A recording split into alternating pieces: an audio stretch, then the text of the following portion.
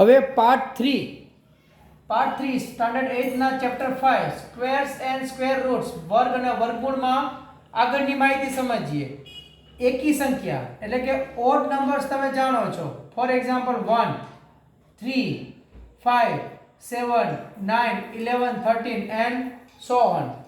તો તમે એના જ્યારે પરફેક્ટ સ્ક્વેર કરો ને તો એકી હોય તો લાસ્ટમાં યુનિટ પ્લેસ ઉપર એકી સંખ્યા જ આવે, મતલબ ઓડ નંબર જ આવે. 1 1 3 3 9, તો 3 પણ ઓડ નંબર, 9 પણ ઓડ નંબર. 5 5 25, તો અહીંયા લાસ્ટમાં 5 જુઓ ઓડ નંબર છે. ત્યારબાદ 7, તો 7 7 49, last digit odd number. 9 9 81, last digit odd number. આ નિયમ છે કે આને તમે ઓબ્ઝર્વેશન કહો, ઇટ્સ ફાઇનલ.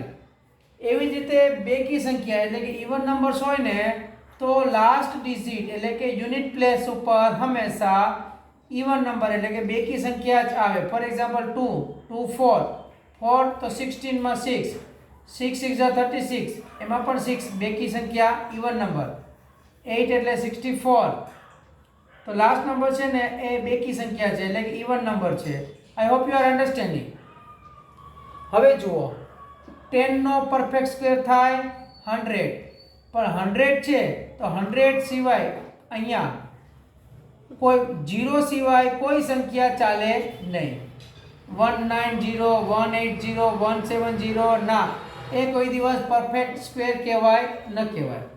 100 હોય તો 10,000, તો એ 20 ના 40 જ જોઈએ. પછી 20 હોય ને એક્સ્ટ્રા નંબર્સ હોય તો એ પરફેક્ટ સ્ક્વેર બનતા નથી. સેમ વે ગમે તમે નંબર એપ્લાય કરો, સિસ્ટમ વિલ બી ફોલોડ. કોઈ એક્સ્ટ્રા નંબર 0 ના સ્થાને હોવા ન જોઈએ.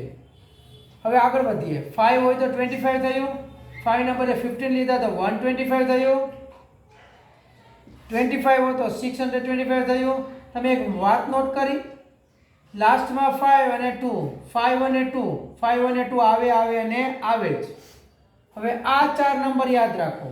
જે સંખ્યાના એન્ડમાં 2 હોય, યુનિટ પ્લેસ ઉપર 2 હોય, એકમના સ્થાન ઉપર 3 હોય, એકમના સ્થાન ઉપર 7 હોય કે 8 હોય, 2 3 7 8, આ ચારમાંથી કોઈ પણ એક નંબર એકમના સ્થાને એટલે યુનિટના પ્લેસ પર હોય ને તો ચોખ્ખું કહી દેવાનું કે આ સંખ્યા પૂર્ણ વર્ગ નથી એટલે કે પરફેક્ટ સ્ક્વેર નથી.